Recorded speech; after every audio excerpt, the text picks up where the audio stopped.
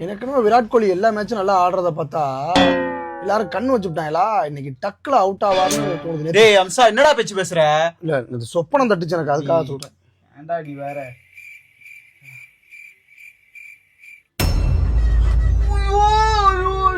அவுட்ரா அம்சா, டேய் வாய வச்சியடா.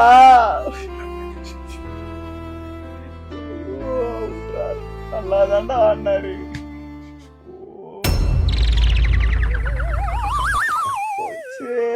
போச்சு. என்ன சார் சிரிக்கிற?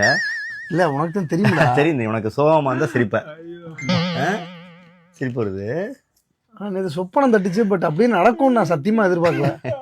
எனக்கு சொப்பனம் தட்டுது ஒரு மாதிரி. சரி சோகமா இருக்கல சரி.